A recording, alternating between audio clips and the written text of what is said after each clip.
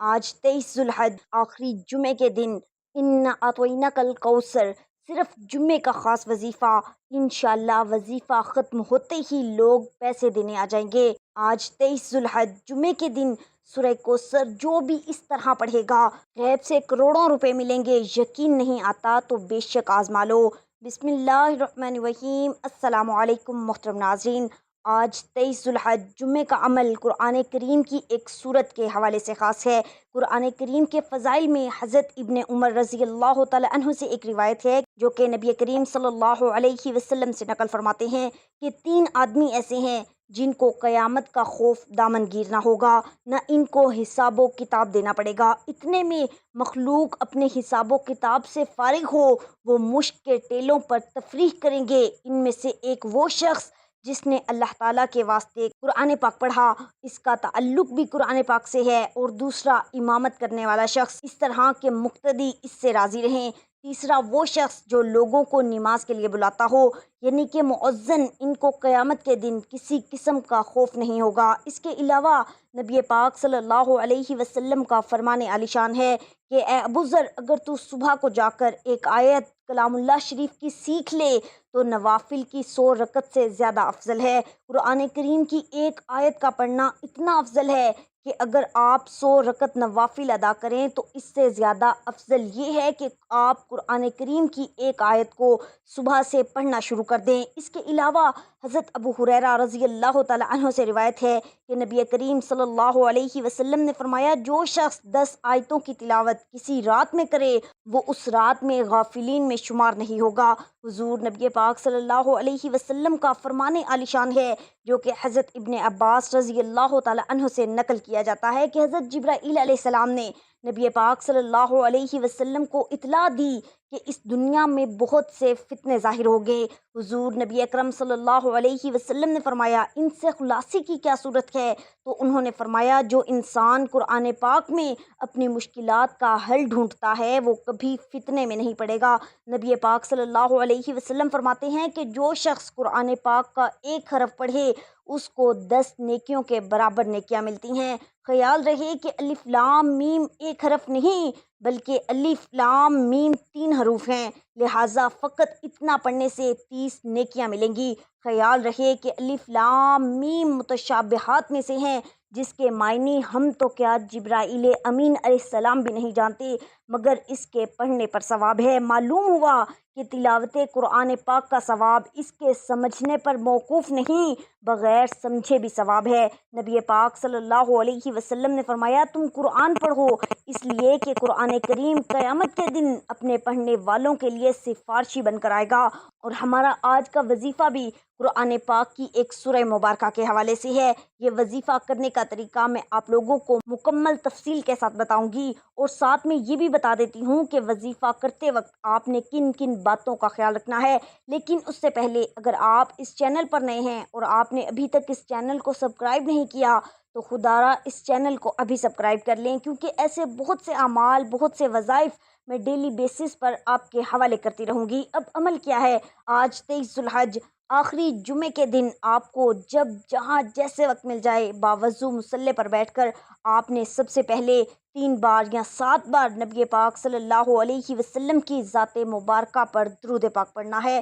درود پاک آپ کوئی سا بھی پڑھ سکتے ہیں، آپ صلی اللہ علیہ وسلم پڑھ لیں، صلی اللہ علیہ محمد پڑھ لیں، یا نماز والا درود پاک درود ابراہیمی پڑھ لیں تو یہ سب سے زیادہ بہتر ہے۔ درود پاک پڑھنے والا موت سے پہلے اپنا مکان جنت میں دیکھ لیتا ہے۔ درود پاک پڑھنے والے کو جنت میں کثرت سے بیویاں عطا ہوں گی۔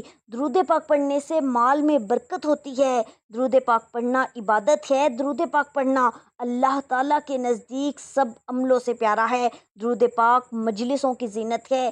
درود پاک تنگ دستی کو دور کرتا ہے۔ درود پاک پڑھنے والا قیامت کے دن سب لوگوں سے زیادہ نبی پاک صلی اللہ علیہ وسلم کے قریب ہوگا۔ درود پاک پڑھنے والے کو، اس کی اولاد کو، اور اس کی اولاد کو، اور اس کی اولاد کو رنگ دیتا ہے۔ درود پاک پڑھ کے جس کو بخشا جائے اس کو بھی نفع دیتا ہے۔ درود پاک پڑھنے سے دشمنوں پر فتح حاصل ہوتی ہے۔ درود پاک پڑھنے والے کا دل زنگار سے پاک ہو جاتا ہے۔ درود پاک پڑھنے والے سے لوگ محبت کرتے ہیں۔ درود پاک پڑھنے والا لوگوں کی غیبت سے محفوظ رہتا ہے۔ حضرت عمر بن خطاب رضی اللہ تعالیٰ عنہ روایت فرماتے ہیں کہ یقیناً دعا اس وقت تک زمین اور آسمان کے درمیان ٹھہری رہتی ہے اور اس میں سے کوئی بھی چیز اوپر نہیں جاتی جب تک تم اپنے نبی مکرم صلی اللہ علیہ وسلم پر درود نہ پڑھ لو۔ نبی کریم صلی اللہ علیہ وسلم کا فرمان برکت نشان ہے، جس نے مجھ پر 200 مرتبہ درود پاک پڑھا اس کے 200 سال کے گناہ معاف ہوں گے۔ حضرت سیدنا ابو بکر صدیق رضی اللہ تعالیٰ عنہ سے روایت ہے کہ نبی کریم رؤوف الرحیم صلی اللہ علیہ وسلم پر درود پاک پڑھنا گناہوں کو اس قدر جلد مٹاتا ہے کہ پانی بھی آگ کو اتنی جلدی نہیں بجھاتا، اور نبی پاک صلی اللہ علیہ وسلم پر سلام بھیجنا گردنیں یعنی غلاموں کو آزاد کرنے سے افضل ہے۔ درود پاک پڑھنے کے بے شمار فوائد و فضائل ہیں، اس لیے ہمیں چاہیے کہ ہم کثرت کے ساتھ درود پاک پڑھیں۔ اس وقت تک کوئی بھی وظیفہ یا عمل فائدہ نہیں دے سکتا جب تک کہ ہم اس وظیفے یا اس عمل میں شروع اور آخر میں درود پاک نہ پڑھیں۔ ایک بار ثواب کی نیت سے میرے ساتھ مل کر درود پاک پڑھیے۔ اللہم صلی علی محمد وعلی آل محمد کما صلیت علی ابراہیم وعلی آل ابراہیم انک حمید مجید۔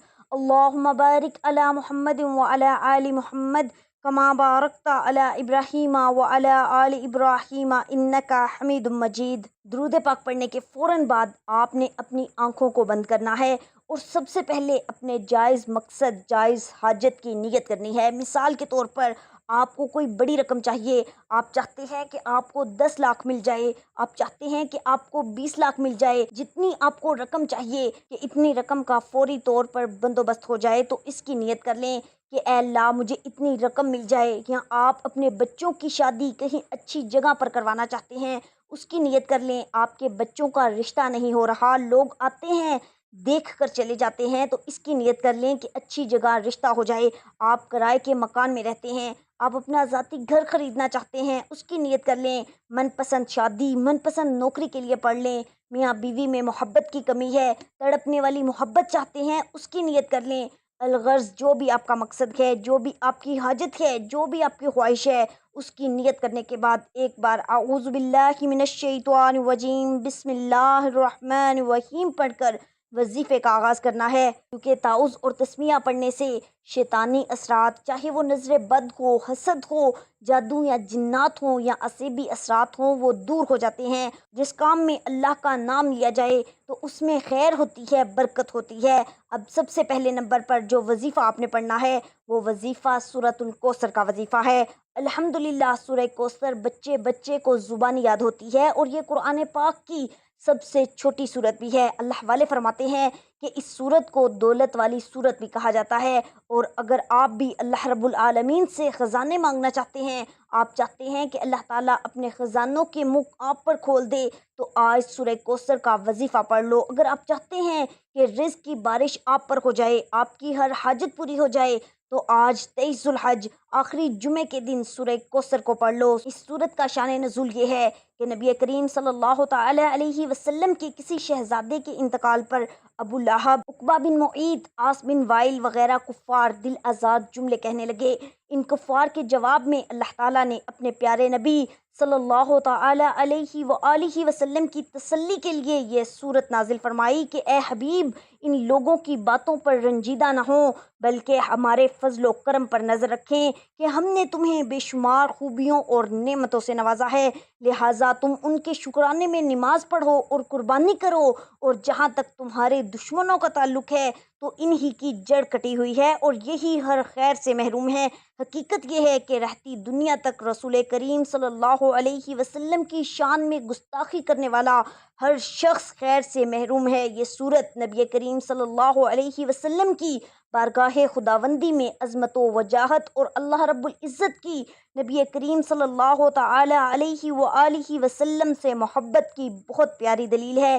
اس آیت میں فرمایا کہ اللہ تعالیٰ نے نبی کریم صلی اللہ علیہ وسلم کو کوثر یعنی بے شمار خوبیاں عطا فرمائیں۔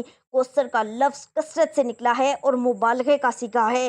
اس کا معنی ہے بہت ہی زیادہ، بے انتہا کثرت، کسی چیز کا اتنا کثیر ہونا کہ لوگ اندازہ نہ لگا سکیں، وہ کثرت تعداد میں ہو یا مقدار و مرتبے اور معیار میں یا کسی اور اعتبار سے۔ گویا یہ فرمایا جا رہا ہے کہ تمہارے دشمن تو یہ سمجھ رہے ہیں کہ تمہارے پاس کچھ نہیں، حتیٰ کہ بیٹا بھی فوت ہو گیا، مگر حقیقت یہ ہے کہ ہم نے تمہیں اتنا دیا ہے جس کا کوئی اندازہ بھی نہیں لگا سکتا۔ لفظ کوثر میں بہت کچھ داخل ہے۔ ایک قوی قول یہ ہے کہ کوثر سے مراد جنت کی ایک نہر ہے۔ چنانچہ ابو داؤد میں ہے کہ ایک مرتبہ رسول کریم صلی اللہ علیہ وآلہ وسلم کی آنکھ لگ گئی، پھر آپ صلی اللہ علیہ وسلم نے مسکراتے ہوئے سر اٹھایا اور فرمایا مجھ پر ابھی ایک سورت نازل ہوئی ہے۔ پھر آپ صلی اللہ علیہ وسلم نے سورۃ الکوثر آخر تک پڑھی اور فرمایا کیا تم لوگ جانتے ہو کہ کوثر کیا ہے؟ صحابہ کرام نے عرض کی اللہ اور اس کا رسول زیادہ جانتے ہیں۔ تو آپ صلی اللہ علیہ وسلم نے فرمایا وہ جنت میں ایک نہر ہے جس کا میرے رب نے مجھ سے وعدہ فرمایا ہے۔ ایک حدیث میں نبی کریم صلی اللہ علیہ وسلم نے فرمایا کہ میں جنت میں چلا جا رہا تھا تو اچانک ایک نہر آ گئی جس کے کنارے کھلے موتیوں کے کبے تھے۔ میں نے کہا اے جبرائیل یہ کیا ہے؟ انہوں نے عرض کیا یہ کوثر ہے جو اللہ تعالیٰ نے آپ کو عطا فرمائی ہے۔ پھر دیکھا تو اس کی خوشبو یا مٹی مہکنے والی کستوری کی طرح تھی۔ حوض کوثر کی شان میں مسلم شریف کی حدیث کا خلاصہ یہ ہے کہ اس کے برتن تاریک رات میں صاف روشن آسمان پر چمکنے والے ستاروں سے بھی زیادہ ہیں۔ جو اس سے آب کوثر پیے گا وہ کبھی پیاسا نہ ہوگا۔ اس حوض کی چوڑائی اس کی لمبائی کے برابر ہے جتنا عمان سے ایلا تک کا سفر ہے۔ اس کا پانی دودھ سے زیادہ سفید اور شہد سے زیادہ میٹھا ہے۔ یہ سورت نبی پاک صلی اللہ علیہ وسلم کی امت کے لیے بھی ہے۔ اس کو پڑھنے والے کو خیر کثیر عطا کی جاتی ہے۔ سبحان اللہ۔ اب اس سورہ کوثر کو آپ نے آج کتنی بار پڑھنا ہے؟ ایک بار پہلے سورہ کوثر کی تلاوت سماعت فرما لیجئے۔ بسم اللہ الرحمن الرحیم۔ اِنَّا أَعْطَيْنَاكَ الْكَوْثَرَ فَصَلِّ لِرَبِّكَ وَانْحَرْ إِنَّ شَانِئَكَ هُوَ الْأَبْتَرُ۔ سورہ کوثر کو آپ نے پہلے نمبر پر 21 بار پڑھنا ہے۔ اس کے بعد فوراً آپ نے دوسرے نمبر پر قرآن کریم کی ایک چھوٹی سی سورت پڑھنی ہے اور وہ سورت سورہ اخلاص ہے۔ سورہ اخلاص کی ایک بار تلاوت سماعت فرما لیجئے۔ بسم اللہ الرحمن الرحیم۔ قل هو اللہ احد اللہ الصمد لم یلد ولم یولد ولم یکن لہ کفوا احد۔ ویسے تو قرآن کریم مکمل طور پر انسانیت کے لیے باعث ہدایت، رحمت اور شفا ہے۔ قرآن مجید کی ہر آیت کی تلاوت باعث خیر و برکت ہے۔ اس کے ہر حرف پر 10 نیکیاں ملتی ہیں۔ لیکن احادیث میں قرآن کریم کی بعض مخصوص آیتوں اور صورتوں کے خاص فضائل بیان ہوئے ہیں۔ انہی خاص صورتوں میں سے ایک خاص صورت سورہ اخلاص ہے۔ اس صورت میں اللہ تعالیٰ کی بے شمار برکتیں، رحمتیں اور بے شمار عطیات پوشیدہ ہیں جو انسانوں کے دینی اور دنیاوی حالات اور معاملات کو بہتر بنانے اور سدھارنے میں مؤثر طاقت رکھتے ہیں۔ لیکن افسوس کی بات ہے کہ ان فضیلتوں، رحمتوں اور برکتوں سے بہت سے لوگ ناواقف ہیں۔ 4 آیات پر مشتمل مختصر سی صورت اپنے اندر کس قدر بے شمار فضائل لیے ہوئے ہے۔ سورہ اخلاص میں اللہ تعالیٰ کی توحید کا ایسا جامع درس دیا گیا ہے جو قرآن حکیم میں کسی اور مقام پر نہیں دیا گیا ہے۔ چنانچہ توحید کی تینوں قسمیں، توحید الوہیت، توحید ربوبیت اور توحید اسماء و صفات اسی ایک ہی صورت میں بیان ہوئے ہیں۔ محبت الہی ایمان کے لوازمات میں سے ہے اور کسی بھی انسان کا عقیدہ توحید اس وقت تک کامل نہیں ہو سکتا جب تک انسان اپنے خالق حقیقی کو دنیا کی ہر چیز سے محبوب نہ بنا لے۔ اللہ تعالیٰ کی محبت حاصل کرنے کے کئی ذرائع ہیں جنہیں اختیار کر کے انسان اللہ تعالیٰ کی محبت حاصل کر سکتا ہے۔ انہی ذرائع میں سے ایک آسان ذریعہ سورہ اخلاص کی مستقل مزاجی کے ساتھ تلاوت ہے۔ جو شخص سورہ اخلاص کی تلاوت پر مداومت اختیار کرتا ہے اللہ اسے دنیا کے اندر لوگوں میں محبوب اور مقبول بنا دیتا ہے۔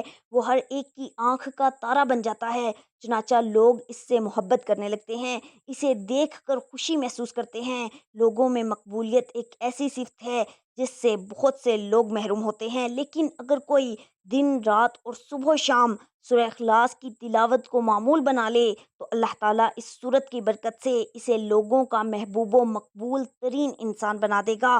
چنانچہ ابو ہریرہ رضی اللہ تعالیٰ عنہ سے روایت ہے کہ نبی کریم صلی اللہ علیہ وسلم نے فرمایا جب اللہ کسی بندے سے محبت کرتا ہے تو جبرائیل علیہ السلام کو آواز دیتا ہے کہ اللہ فلاں بندے سے محبت کرتا ہے، تم بھی اس سے محبت کرو۔ جبرائیل علیہ السلام بھی اس بندے سے محبت کرنے لگتے ہیں۔ پھر وہ تمام آسمان والوں میں آواز دیتے ہیں کہ اللہ فلاں بندے سے محبت کرتا ہے، تم بھی اس سے محبت کرو۔ پھر تمام آسمان والے اس سے محبت کرنے لگتے ہیں۔ اس کے بعد وہ زمین میں بھی اللہ کے بندوں کا محبوب اور مقبول بن جاتا ہے۔ یعنی جب اللہ تعالیٰ کی محبت کسی کے ساتھ شامل حال ہوگی تبھی وہ لوگوں کے دلوں میں قابل عزت و احترام انسان بنے گا۔ اور اللہ تعالیٰ کی محبت حاصل کرنے کا آسان ترین طریقہ سورہ اخلاص کی مستقل تلاوت ہے، کیونکہ نبی کریم صلی اللہ علیہ وسلم نے اس شخص کو جو سورہ اخلاص سے حد درجہ محبت کی وجہ سے اپنی ہر نماز میں پڑھتا تھا یہ خوشخبری سنائی کہ انہیں خبر دو کہ اللہ بھی اس سے محبت رکھتا ہے۔ آپ نے سورہ اخلاص کو صرف اور صرف 11 بار پڑھنا ہے۔ جب 11 مرتبہ آپ نے سورہ اخلاص بھی پڑھ لی تو اس کے فوراً بعد تیسرے نمبر والا وظیفہ آپ نے پڑھنا ہے، اور تیسرے نمبر پر آپ نے استغفر اللہ پڑھنا ہے۔ استغفر اللہ 1 بار ہو گیا، استغفر اللہ 2 بار ہو گیا، استغفر اللہ 3 بار ہو گیا۔ اس طرح آپ استغفر اللہ کو اپنے ہاتھ کی انگلیوں پر پڑھ لیں یا تسبیح کے دانوں پر پڑھ لیں، آپ نے 100 بار پڑھنا ہے، یعنی ایک مکمل تسبیح پڑھنی ہے۔ اب آپ نے چوتھے نمبر پر اور آخری نمبر پر کون سا وظیفہ پڑھنا ہے؟ آپ نے اللہ تعالیٰ کے 3 مبارک نام پڑھنے ہیں، یا اللہ، یا رحمان، یا رحیم۔ ان تینوں کو ملا کر پڑھنا ہے۔ کیسے پڑھنا ہے ذرا توجہ کیجیے گا۔ یا اللہ، یا رحمان، یا رحیم 1 بار ہو گیا، یا اللہ، یا رحمان، یا رحیم 2 بار ہو گیا، یا اللہ، یا رحمان، یا رحیم 3 بار ہو گیا۔ اس طرح سے آپ یا اللہ، یا رحمان، یا رحیم کو ہاتھ کی انگلیوں پر پڑھ لیں یا تسبیح کے دانوں پر پڑھ لیں، آپ نے صرف 11 بار پڑھنا ہے۔ جب آپ یہ سارے اعمال بتائے گئے طریقے اور ترتیب سے پڑھ لیں تو آخر میں درود پاک پڑھیں، وہی درود پاک جو آپ نے عمل کے شروع میں پڑھا تھا۔ اب آپ کا عمل مکمل ہو گیا۔ آج 23 ذوالحج جمعے کے دن آپ کو جب جہاں جیسے وقت مل جائے آپ اس عمل کو کر سکتے ہیں۔ آپ نے باوضو اس عمل کو کرنا ہے، وضو عمل کی شرط ہے۔ درود پاک آخر میں پڑھنے کے بعد آپ نے اللہ تبارک و تعالیٰ سے دعا مانگنی ہے، اپنی تمام پریشانیوں کے لیے، حاجتوں کے لیے اللہ پاک ضرور کرم فرمائیں گے۔ دعا سے بندے کو کبھی بھی غفلت نہیں برتنی چاہیے، بلکہ جتنا ممکن ہو سکے دعا میں مشغول رہنا چاہیے۔ دعا ایک عبادت ہے، پھر عبادت سے غفلت کیسی؟ اگر ہم غفلت کرتے ہیں تو یہ پروردگار کی نافرمانی ہے۔ دعا سے جہاں آقا اور بندے کا رشتہ مضبوط ہوتا ہے اور تعلق استوار ہوتا ہے، وہیں بندہ اپنی عاجزی اور انکساری اور اطاعت و بندگی کا اعتراف کرتا ہے۔ اللہ تعالیٰ اپنی بارگاہ سے کبھی کسی کو خالی ہاتھ نہیں لوٹاتے، مگر دعا مانگتے وقت انسان کا دل و دماغ اللہ تبارک و تعالیٰ کی طرف متوجہ ہونا چاہیے۔ اسے یقین کرنا چاہیے کہ اللہ اس کی دعا کو ضرور قبول فرمائیں گے، پھر اس شخص کی دعا قبول ہوگی انشاءاللہ۔ اگر دعا مانگنے والا ایسا نہیں کرتا بلکہ وہ غفلت برتتا ہے، اور اگر وہ شش و پنج کی حالت میں دعا کرتا ہے تو اسے اپنی دعا کی قبولیت کی امید نہیں رکھنی چاہیے۔ اللہ تبارک و تعالیٰ سے دعا ہے کہ اے میرے پروردگار ہمیں نماز قائم کرنے والا بنا دے۔ اللہ تبارک و تعالیٰ سے دعا ہے کہ اللہ تعالیٰ تمام مسلمانوں کی پریشانیاں دور کرے، رزق کی فراوانی عطا کرے، تنگ دستی کو ختم کرے۔ یا اللہ قرض داروں کو قرض سے نجات عطا فرما، بے گھروں کو گھر عطا فرما، بے روزگاروں کو اچھا روزگار عطا فرما، بے اولادوں کو اولاد صالح عطا فرما۔ یا اللہ پاک ہمارے صغیرہ اور کبیرہ گناہوں کو معاف فرما، ہمیں 5 وقت کا نمازی بنا، ماں باپ کا فرما بردار بنا، اور دین اسلام کے احکامات پر عمل کرنے کی توفیق عطا فرما۔ آمین ثم آمین۔ اللہ والو اپنے رزق میں برکت اور وسعت کے لیے اللہ تعالیٰ کے 99 ناموں میں سے ایک نام کمنٹس میں ضرور ٹائپ کیجیے گا۔ اللہ تعالیٰ آپ سب کو خوش اور آباد رکھے، ہمیشہ ہنستے اور مسکراتے رہیے۔ ملتے ہیں انشاءاللہ ایک اور وظیفے کے ساتھ، تب تک کے لیے اپنا بہت سارا خیال رکھیے گا اور اپنے اس چینل کا بھی۔ اللہ نگہبان۔